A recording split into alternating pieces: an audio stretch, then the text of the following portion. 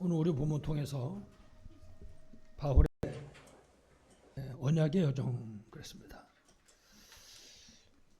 특히 사도 바울이 사도행전 9장에서부터 등장을 하는데요.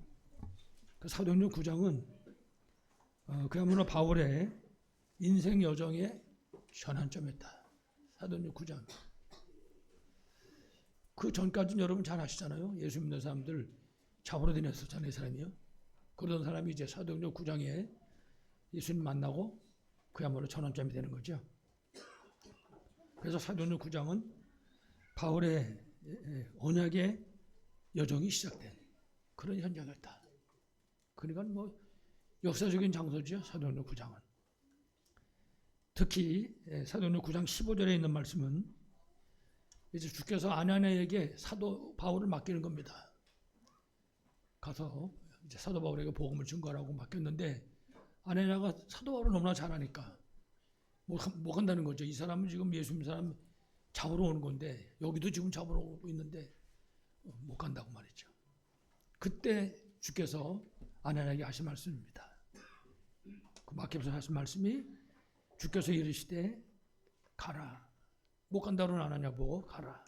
이 사람은 내 이름을 이방인과 그리고 임금들과 이스라엘 사람들에게 전하기 위하여 택한 나의 거릇이다.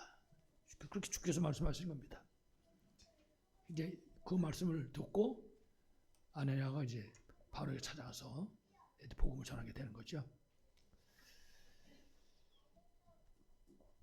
특히 오늘 우리가 본문에 이제 이 바울 팀이 선교사로 파송을 받습니다. 생각을 보면 얼마 전까지만 해도 예수 믿는 사람 잡아다녔었잖아요. 근데 지금 이제 선교사로 파송을 받는 겁니다. 그런데 어디에서 파송을 받나 하면 성경에 나와 있는 것처럼 안디옥 교회를 통해서 파송을 받게 되는 겁니다. 여러분 아시는 것처럼 안디옥 교회는 흩어진 다들이 모여서 세운 교회입니다. 여기 흩어졌다는 얘기는 스데반의 환난 때문에 핍박이 막 거세게 일어난 겁니다. 잡히면 막 죽는 거죠. 그때 흩어진 사람들이 안디옥에 가서 세운 교회가 바로 안디옥 교회죠. 그래서 우리가 오늘 잠깐 서론에 그 안디옥 교회, 사도 바울을 파송한 안디옥 교회는 어떤 교회였는가? 왜냐하면 안디옥 교회는 우리 모델이거든요. 좀 자세히 볼 필요가 있겠죠. 첫 번째로 안디옥 교회는 복음에 대해서 아주 확신을 가진 그런 교회였습니다. 해답과 결론 냈다. 안디옥 교회는. 다시 말하면 스데반의 환난 때 도망간 사람들입니다. 흩어진 자들이 모인 교회입니다. 다시 말하면 안디옥 교회는요, 마가다라 방에서 흩어진 사람들, 그 사람들이 모여서 세운 교회가 안디옥 교회죠. 그러니까 뭐 안디옥 교회의 그 멤버들이 대단한 사람들이 모인 거죠. 복음의 생명 건 사람들이 모인 그런 교회입니다. 그래서 안디옥 교회는 어떤 불신자를 만나더라도 증거할 수 있는 정확한 복음의 내용을 가진 그런 교회였습니다. 누굴 만나도, 왕을 만나도, 아니면은 감옥 안에 죄수를 만나도, 아니면 노예를 만나도, 누구를 만나더라도 정확한 복음을 증거할 수 있는 그 내용을 가진 그런 교회였습니다. 안디옥 교회는 마가다라 방 출신들이니까요. 여러분 그 내용을 잘 아시죠? 우리도 마찬가지지만 가장 중요한 것이 예수가 그리스도다. 해답 결론 낸 사람들입니다. 요한복음 10장 30절에 있는 말처럼 십자가에서 다 이루셨습니다. 끝나버린 거죠. 예수님 말씀했잖아요. 내가 다 이뤘다. 그 사실을, 그 선포를 나의 것으로 붙잡은 교회, 안디옥 교회입니다. 그리고 십자가에서 모든 문제 해결하고 피 흘려 죽으셨는데 죽으신 걸로 끝난 것이 아니라 3일 만에 다시 살아나신 것입니다. 왜냐하면 이분이 바로 그리스도입니다. 이분이 하나님 때문에, 그리스도요 하나님 때문에 다시 살아나셨다. 그 증인들인 것입니다. 이 안디옥 교회는. 그러니까는 안디옥 교회 성도를 누구든지 만나면 완전 복음 듣고 생명 사는 역사가 일어나게 되는 거죠. 그 그리스도께서는 부활하시고 승천하셨습니다. 40일 동안 제자들하고 함께 계시다가 그 승천하신 그 증거를 갖고 있는 사람들 있죠. 이제 다시 오실 것입니다. 천사가 가면서 그랬어요. 올라가시면 본 그대로 다시 오시리라. 사도행전 1장 11절 말씀이죠. 다시 오실 것입니다. 그 증인들입니다. 그래서 결국은 전 인류 앞에 심판자로 설 것이다. 정확한 복음의 비밀을 갖고 있는 교회, 그게 바로 안디옥 교회였습니다.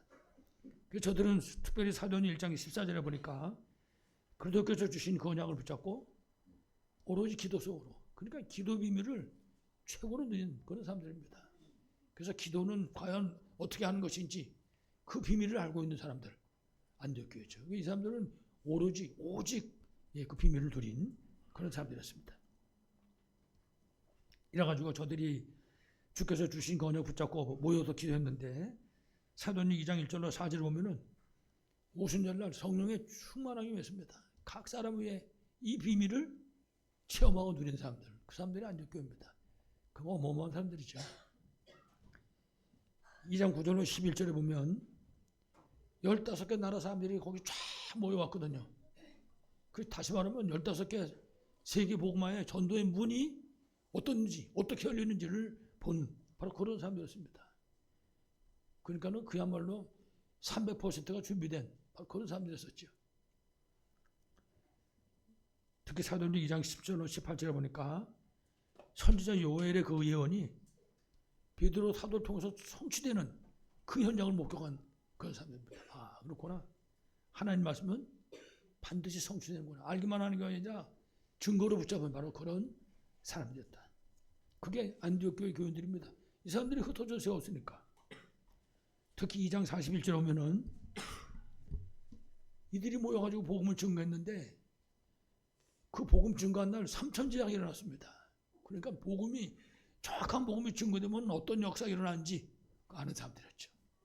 복음이 증거되면 어떤 역사가 일어나는가 그 사실을 알고 그 비밀을 붙잡은 그런 체험을 한 바로 그런 사람들이 안디옥 교회 교인들이었습니다. 뿐만 아니라 2장 46절에 보니까 복음의 비밀을 날마다 성전에서 날마다 집에서 누리던 그런 사람들입니다. 그러니까는 마가다락방에서 그 주위에서 이 비밀을 누리다가 흩어져가지고 안디옥에 왔단 말이에요. 그러니까 안디옥에 와서도 날마다 교회에서 날마다 집에서 이 비밀을 누린 것이죠. 이래가지고 사도행전 1장 8절에 그리스도께서 주신 그 언약의 말씀을 붙잡은 것입니다. 그거를 평생의 언약으로 붙잡은 것입니다. 땅끝까지 이르러 내 증인이 되리라. 그 언약 붙잡은 거죠. 그 언약 잡은 데다가 생명을 건. 이래가지고 다른 말로 하면 그리스도로부터 파송받은 바로 그런 사람들이었다. 그게 안디옥 교회입니다. 그러니까 안디옥 교회는요 지금까지도 모든 교회의 모델입니다. 그래서 지금 우리나라에도 교회 이름이 여러 가지 이름이 있는데 가장 많이 쓰는 이름이 임마누엘, 안디옥 이런 게 우리는 임마누엘과 안디옥이 다 합친 교회인 줄로 믿습니다. 복음 하나. 그래서 오직 이런 안디옥 교회 응답이 우리의 응답 되길 바라겠습니다. 또 한 가지는요, 이 안디옥 교회는 그 무서운 핍박을 통과한 그 무서운 핍박을 넘어선 그런 교회였습니다. 그러니까 어떤 핍박도 이들이 가는 길을 막을 수가 없었다. 11장 19절 말씀에 보면 그랬어요. 스데반의 환난으로 흩어진 자들이 그랬습니다. 스데반의 환난이라는 것은 순교당하는 거잖아요. 돌에 맞아서 죽는 거잖아요. 그 돌에 맞아 죽는 그런 환난이 일어났을 때 흩어진 사람들이 모여지게 된 겁니다. 그래서 이 흩어진 사람들이 안디옥까지 가가지고 말씀 운동을 일으킨 것입니다.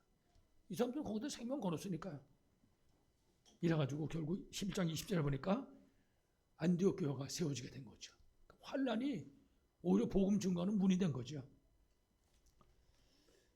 다시 말하면 이 환난이 그리스도의 부활 메시지가 성취되는 그런 기회가 된 것입니다. 유대인들이 이방인한테는 잘 안 가잖아요. 이방인하고 상종을 안 한다고요.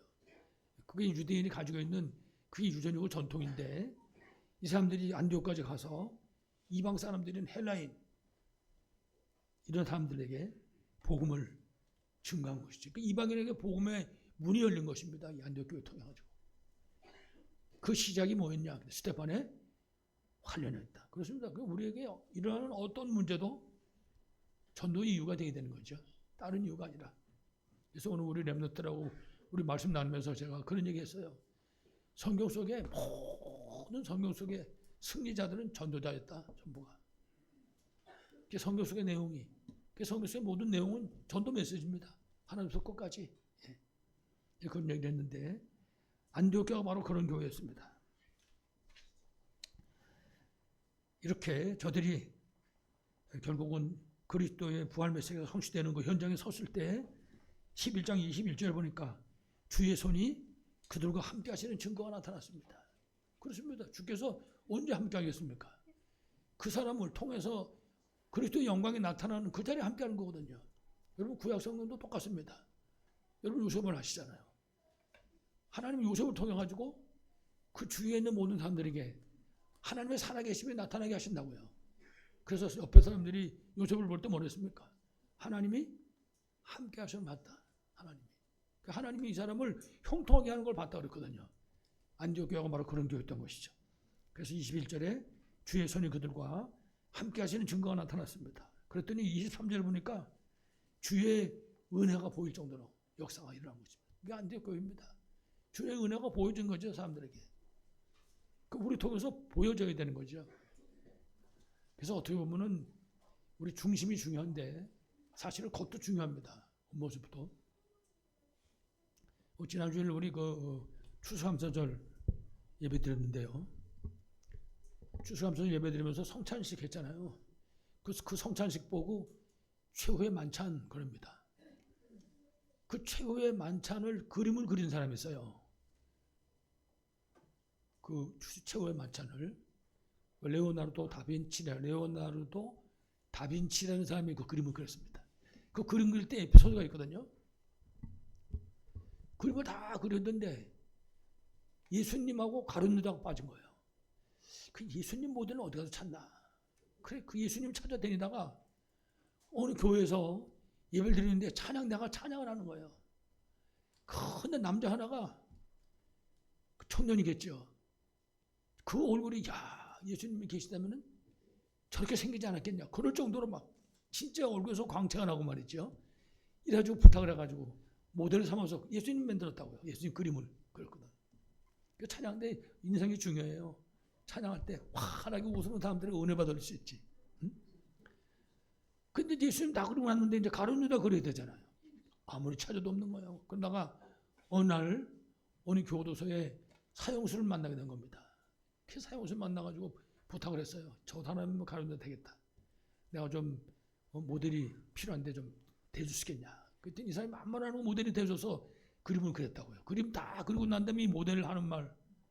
선생님 사실은 제가 옛날에 전에 그게 바로 7년 전이면 7년 전. 7년 동안 그랬으니까 그 7년 전에 어느 교회에 찬양대에서 찬양할 때 선생님이 나한테 와가지고 예수님 모델이 돼달라고 했던 내가 바로 그 사람이라고. 뭐 좀 오는 거 없습니까? 7년 동안에 사람이 완전히 바뀌어버린 거예요. 예수님 같아 보이던 사람이 천하의 대처 없는 오직 하면 가룟유다에다 비교를 했겠어요. 중요한 얘기죠. 우리를 볼 때 일단 처음에는 아무 말도 안 하잖아요. 사람들이. 우리도 아무 말도 안 하고. 근데 일단 우리를 볼 때 그래 보여주는 인상이 중요하다. 껍데기도 중요하고 내용은 뭐 드문할 것도 없고 우리 겉모습도 염색했습니다. 그래서 제가 지금 염색하고 아무래도 좀 염색하니까 좀 사람이 생기가 나는 것 같아요. 그래서 그래 보여지는 것도 좀 힘있게 보여야 되겠다. 염색 같으니까 주의 은혜가 보여. 여러분 통해서 주의 은혜가 보이는 역사 있길 바라겠습니다. 이런 역사가 일어나요. 그러니까 26절에 큰 무리의 제자가 모였다. 그 사람이 올 수밖에 없는 거예요. 막 큰 무리의 제자가 모였습니다.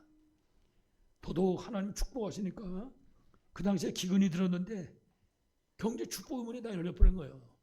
예루살렘 교회는 대책이 없는데 지금 빛의 경제가 회복된 거죠. 안디옥 교회가 바로 이런 교회였다 말이죠.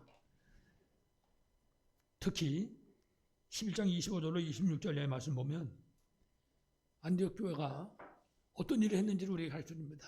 특별히 마가다락방 교회에서 귀하게 쓰임받던 바나바라는 사람이 있어요. 이 바나바라고 하는 사람이 사도 바울을 찾으러 가는 겁니다. 사도 바울 고향으로. 아무도 바울 만나려고 안 그러는데 찾아가가지고 사도 바울을 만나가지고 안디옥으로 같이 오는 거예요. 이래가지고 안디옥 교회에 와가지고 함께 1년 동안 사역을 하는 겁니다. 예수 그리스도 복음을 증거하는 일을. 얼만큼 이 사람들이 사역하는데 열매가 나왔냐.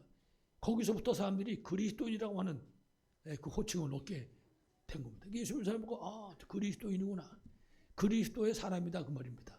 우리가 기독교인 그러잖아요. 그리스도인 그런 뜻입니다. 우리 보고 기독교 그러잖아요. 그리스도교 그런 뜻입니다. 이게. 바나바가 바울을 만나서 안디옥으로 와서 1년 동안 그래서 그리스도인의 호칭을 얻게 되고 그 다음에 13장 1절에 보면 결국 이제 바울 팀이 선교사로 파송을 받습니다. 이 안디옥 교회에서. 그러니까 안디옥 교회가 파송을 하는 거예요.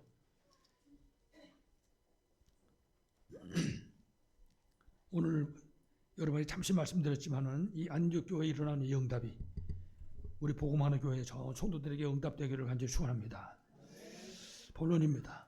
이래가지고 이제 바울의 언약의 여정이 시작이 된 것입니다. 그래서 13장 1절로 4절을 보면 이제 결국은 바울 팀이 안디옥 교회에서 선교사로 파송을 받는 것입니다. 그러니까 뭐 안디옥 교회가 선교사로 파송할 정도니까 아무나 보냈겠습니까? 파송을. 이래가지고 지금 바울 팀이 선교사로 파송받아서 언약의 여정이 시작된 것이죠. 다시 말하면 핍박자였던 이 바울이 구원을 받고 복음을 깨닫는 겁니다. 구원받고 복음 깨닫는 것만 해도 진짜 감사한데 이 사람이 지금 선교사로 파송을, 그것도 첫 번째 선교사입니다. 가장 첫 번째. 예수 그리스도가 이 땅에 오시고 십자가에서 모든 문제 다 해결하시고 그 비밀을 증거하는 첫 번째 선교사로 이들이 파송을 받은 거죠. 그러니까 첫 번째 선교사로 파송받은 이 바울 팀은 완전 선교사의 모델인 거죠. 자, 이제 우리가 바울을 보면요. 먼저 선교사로 파송받기 전에 하나님께서 바울에게 주신 축복이 있습니다. 그게 만남의 축복이었습니다. 어떤 만남이냐면 첫 번째로 이 바울이 다메섹에서 그리스도를 만났습니다. 누구 만났다고요? 그리스도를 만난 겁니다. 그래서 이 그리스도를 만난 이 만남은 그야말로 세절기의 비밀을 누리는 그런 만남이었죠.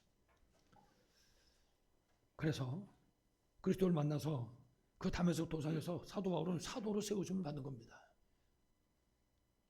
그 사도의 조건이 있어요. 사도의 조건이 직접 예수 그리스도를 눈으로 보고 만난 사람, 그 그리스도로 말미암아 세움 받은 사람을 사도라고 그래요.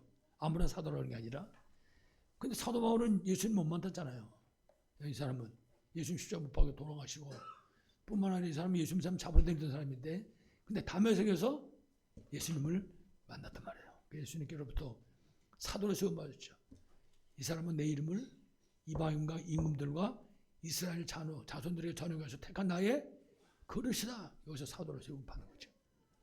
그리스도의 대사로 세움을 받은 것입니다. 그리스도를 만나가지고 우리도 때때로 한번 참가해 봐야 될 겁니다. 나는 그리스도를 어디서 만났지? 생각해보는 거죠. 나는 그리스도를 만나고 난 다음에 지금까지 나는 어떤 삶을 살아왔나 생각해 보는 거죠.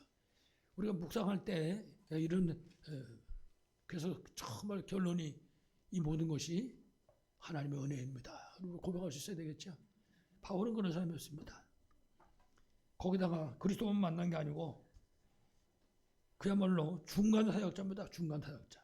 아나니아를 다메섹에서 만난 겁니다. 그 만남을 잘해야 돼. 어떤 사람을 만나는가는 중요한 겁니다. 예, 너무너무나 중요한 거죠. 이래가지고 다메섹에서 아나니아 만나가지고 복음이 확립되는 거죠. 마가다라방에 일어났던 초대교회 역사가 그대로 전수된 거죠. 뿐만 아니라 안디옥에서 복음의 동역자로 바나바를 만났습니다. 이 특징이 아나니아도 바나바도 마가다라방 출신들입니다. 이 사람들이 전부가 예수가 그리스도의 사실을 아는 사람들, 그 비밀을 누리는 사람들, 그런 진짜 참 제자를 만나게 됐던 것입니다. 이래가지고 선교사로 파송을 받게 된 거죠. 그래서 우리가 사도 바울을 쳐다볼 때, 야, 참 이 사람 특별한 은혜를 받은 사람이구나. 예. 예수 믿는 사람 사바로 되던 핍박자가 구원받고 전도자가 됐다고요. 그런 이런 은혜가 어디 있겠어요. 그래서 제가, 야, 사도 바울은 특별한 은혜 받은 전도자구나. 그런 생각을 했습니다. 그런 생각했다가 저도 가만히 생각해 보니까, 야, 인마 너는 아니냐? 그런 생각이 나는 거죠. 뭐 가만히 보니까 저도 특별한 은혜 받은 사람이에요. 만약에 은혜 못 받았다 그러면 목사 걔는 예수 닮을 건데, 참 이 특별한 은혜를 받는 것 때문에 예수 믿었지. 거기다가 목사까지 됐지. 참 이런 은혜가 어디 있겠습니까? 가끔씩 그럽니다. 모든 것이 주의 은혜입니다. 그렇습니다. 주의 은혜가 아니면 아무것도 아닌 거죠. 그러니까 사도 바울은 이런 사실을 알기 때문에, 우리 지난주도 말씀드렸지만은 그 데살로니가전서 5장 16절에 보면 항상 늘 구원받은 것 때문에 항상 언제든지 기뻐하고, 그리고 기도하고, 그리고 감사하는 삶을, 그게 바울의 삶이었습니다. 바울은 그걸 보고 하나님의 뜻이다 그렇게 말했어요. 항상 기쁘고 항상 감사하고 항상 기도의 비밀을 누리는 그런 삶. 특히 빌립보 3장 1절로 20절에는요 그리스도를 만난 다음에 이 바울의 고백이 기록되어 있습니다. 예수님 만나고 나가지고 사도 바울은 뭐라 했냐면 그리스도가 최고 지식이다 그랬어요. 바울이 가지고 있는 지식이 엄청나거든요. 이 사람은 유대인 중에 엘리트 중에 엘리트라고요. 대단한 사람이거든요. 요즘으로 말하면요 서울대 출신, 하버드 출신 이런 사람이에요. 이 사람이. 그 사람이 뭐라 그랬냐, 그리스도가 최고 지식이다 그러면서 지금까지 자기 자신이 복음 깨닫는 것을 그 세상 지식이 가로막았었는데, 그렇기 때문에 자신이 복음 못 깨닫게 가로막았던 세상의 모든 것들은 배설물과 같다. 이 사람이 고백하는 것은 고백입니다. 그리고 고린도후서 12장 9절 이하에도 보면요 사도 바울이 하나님께 기도합니다. 자기 병이 있어가지고 그 여러 가지 설이 많아요. 어떤 병인지 뭐 안질이라고 그랬다가 간질이라고 그랬다가 여러 가지 그런 썰이 많이 있는데 그 설은 따질 것도 없고 자관 고통스러운 병을 갖고 있었다. 왜 그러냐? 바울쯤 되는 사람이 3번씩 기도했으니까. 한 번도 아니고. 그래가지고 간절히 기도했습니다. 그래가지고 응답 받았냐? 응답 못 받았거든요. 응답 못 받았는데 바울은 그 치유 못 받은 그것도 주의 은혜다. 그리고 고백했어요. 그 주의 은혜다. 이 고린도후서 12장 9절 이하의 그 다음서부터는 어떤 대목에도 자기 육신의 질병 때문에 기도한 기록이 없어요. 근데 이제 그거 넘어간 거예요. 그거는 주의 은혜다. 그거는 오히려 내가 약할 때 더 강하다. 내가 그리스도의 비밀을 누릴 수 있다. 그렇게 고백을 했습니다. 다시 말하면 사도 바울은 그리스도로 완전 해다 결론낸 사람, 그리스도로 완전 해다 결론낸 그런 제자요, 그런 사도였습니다. 저도 여러분도 그리스도로 완전 해다 결론내는 축복을 바라겠습니다. 이래가지고 결국 사도행전 13장부터 시작해서 마지막 28장 끝까지 전도자 바울의 여정이 쭉 기록되어 있는 겁니다. 그 여정을 가는데 자기 생각대로 가는 게 아니에요. 계속해서 매 순간순간 성령 인도 통해서 여정을 가게 됩니다. 이래가지고 13장 2절에 보면 성령 인도로 일단 바나바하고 한 팀이 되는 거죠. 전도팀. 굉장히 중요하죠. 우리가 전도하는 팀을 구성하는 건 굉장히 중요합니다. 우리 성도들의 기도 제목 중에 아마 가장 위에 올라가 있어야 될 겁니다. 하나님, 전도팀이 구성될 수 있도록. 그래서 내가 속한 이 지역 살릴 수 있도록. 그 우리의 사명입니다. 그 우리 기도하면 하나님이 팀 구성할 수 있도록 역사하는 거죠. 그 팀이 제대로 구성돼야 현장에서 캠프의 축복을 우리가 누릴 수 있잖아요. 이러는데 꼭 있기를 바라겠습니다. 이래가지고 13장 3절 이하에 보니까 성령 인도 통해가지고 구브로라고 하는 섬으로 이제 가게 되는 것입니다. 구브로는 큰 섬인데요. 거기에 가가지고 흑암의 노예가 되어 있는 무속인, 완전히 지역의 총독을 붙잡고 있는 그 무속인을 치유합니다. 다시 말하면 흑암 세력을 꺾어버리는 거죠. 그렇습니다. 구원받은 하나님을 찬양하는 그 현장에 이 흑암 세력이 무너져야 되는 것입니다. 우리의 삶을 통해서. 이래가지고 귀신에 묶여있던 그 무속인이 치유받고 구부로섬의 총독이 구원받는 그런 놀라운 역사가 일어나게 됩니다. 이래가지고 사도행전 16장 6절에 보니까 이제 아시아로 복음을 증거하기 위해서 발걸음을 내딛는데 그 전도문이 막히게 되는 것입니다. 그렇습니다. 우리가 어떤 일을 할 때 또 이렇게 막히는 데가 있다고요. 일이 개인적인 것이나 가정적인 것이나 이렇게 일이 막힐 때가 있다고요. 사도 바울은 이 일이 막혔을 때 그 드로아에서 그 막혀졌던 그 현장에서 하나님께 기도하는 것입니다. 이래가지고 성령의 인도를 받게 되는 거죠. 이래가지고 마게도냐의 문이 열리게 되는 것입니다. 그래서 마게도냐 문 열려서 열린 마게도냐로 갔는데 16장 11절 이하의 말씀 보니까 거기서 빌립보로 살릴 루디아라고 하는 정말 주께서 세우는 그런 제자를 만나게 됩니다. 놀라운 일이죠. 우리가 현장에서 복음 전하다가 이런 사람 만나면 간단하잖아요. 한 지역 살리는 건데. 그러니까 우리 기도할 때마다 하나님 정말 루디아 같은 제자를 만날 수 있도록. 물론 우리가 루다같이 세우지면 되지만 그리고 16장 16절 이하에 보게 되니까 그 빌립보 지역에 귀신이 들어가가지고 점치는 여종이 그 여러 가지로 쫓아다니면서 괴롭히는 거예요. 이래가지고 예수 그리스도 이름으로 그 여종을 붙잡고 있는 귀신을 쫓아내는 것입니다. 그 귀신이 쫓아내는 것 때문에 바울과 실라가 감옥에 갇히게 됩니다. 그 감옥에 갇힌 사건을 보면 감옥 안에 오히려 복음이 증거되는 것입니다. 감옥 안에 죄수들한테 복음이 증거됩니다. 더더욱 그 감옥에 간수의 온 가정이 구원받는 그 놀라운 역사가 일어나게 된 거죠. 그렇습니다. 우리는 빛이기 때문에 우리가 가는 현장에 빛이 비치는 거죠. 그래서 우리가 캠프 인생이라고 하는 거잖아요. 자, 이 발걸음이 데살로니가로 갔습니다. 사도행전 17장에 보니까 야손을 만나게 되죠. 또 사도행전 18장에는 고린도에서 브리스라 아골라 부부를 만나게 됩니다. 이건 지금 로마 복음화의 문이 열려지는 거죠. 그럼 우리가 만나는 사람을 통해서 어떤 역사가 일어날지 아무도 모르는 겁니다. 우리가 볼 때. 그래서 우리가 사람 보고 판단하지 말라고 그러는 거예요. 분별은 하되 판단하지 말아요. 왜냐하면 이 사람이 어떻게 바뀔지 모르니까. 우리 기도자 목소리가 있어야 되겠죠. 자, 이렇게 해가지고 여정을 가는 이 바울의 발걸음이 사도행전 19장 1절로 7절 보니까 에베소에서 마가 다락방의 성령 충만함을 체험하게 됩니다. 체험하게 되는 거죠. 이래가지고 성령 충만한 가운데 19장 8절로 20절에 보니까 두나는 소원에서 말씀 운동을 일으켰습니다. 이것도 2년 동안 날마다 그렇습니다. 이게 비밀입니다. 지역 복음화 하는데 우리 지역교회로 세워지고 각 지역에 정말 절대 망대를 세워야 되는데 그 비밀이 뭐냐? 지속입니다. 날마다 2년. 간단한 겁니다. 그러면 이래가지고 성경 보니까 지역의 모든 사람이 말씀을 들었다. 지역의 모든 사람이 말씀을 들으니까 빛이 임한 거 아니에요.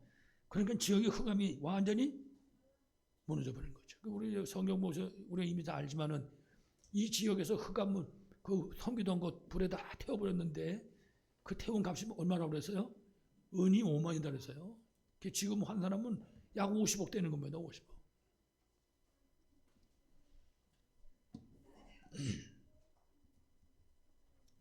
우리 현장에 이렇게 우리 장로님 기도했던 것처럼 말씀 운동이 일어나가지고 지역의 흑암이 완전히 무너지는 그런 축복이 있기를 간절히 축원합니다. 두 번째, 그래서 환난 속에도 이 언약의 조정은 계속됐습니다.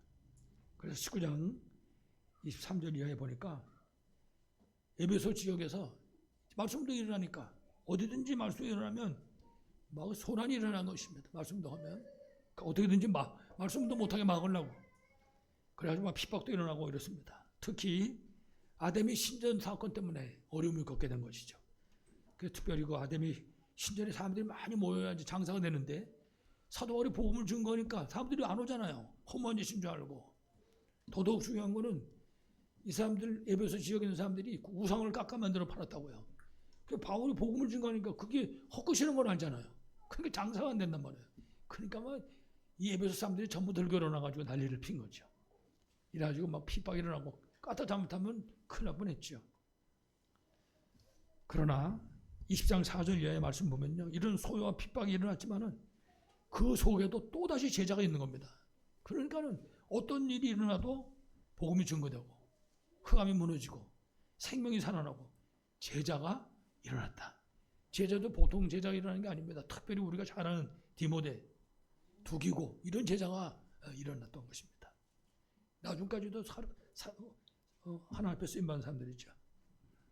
그리고 20장 7절에 보면 드로아에서 여러분들이 설교 잘 못 들으셨던 설교지만 유두고 사건이 일어납니다. 유두고. 여러분 유두고 이름 생각나세요? 말씀 듣다가 창틀에서 떨어져 죽은 사람이죠. 유두고.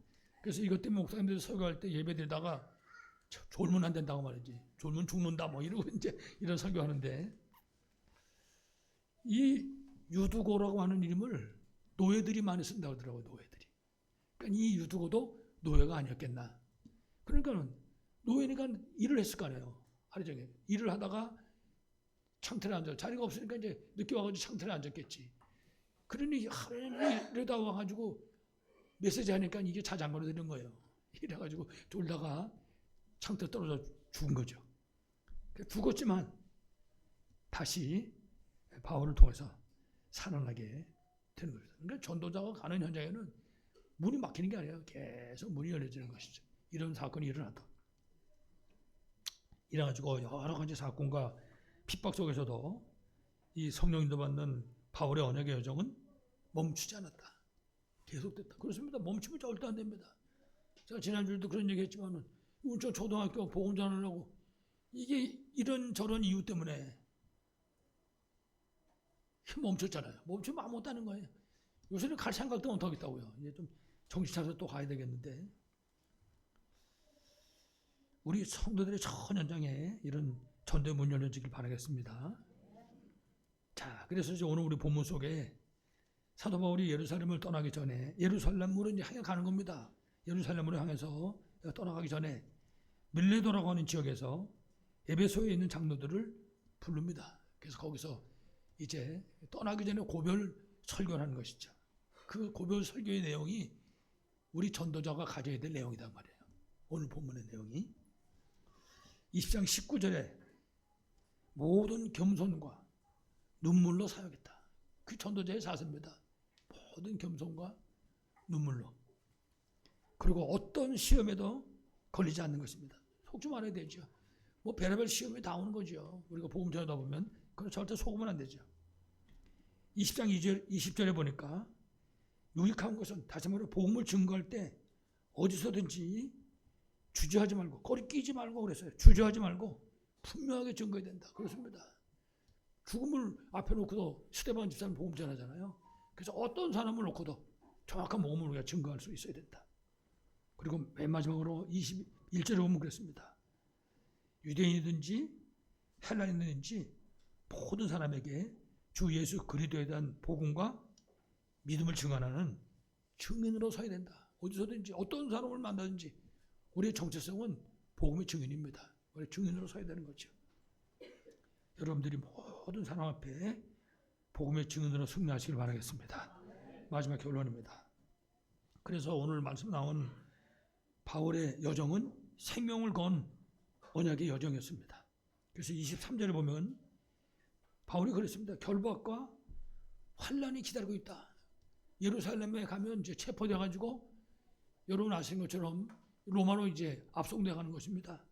그 예루살렘에 향해 가는 것입니다. 그래서 결박과 환난이 기다리는 그 현장으로, 예루살렘과 로마로 가는 거죠. 그걸 늘 가슴에 담고 있는 거예요. 내가 로마도 보아야 하리라. 거기 죽는 자리인데. 뿐만 아니라 24절을 보니까 그 바울의 여정과 믿음으로 고백합니다.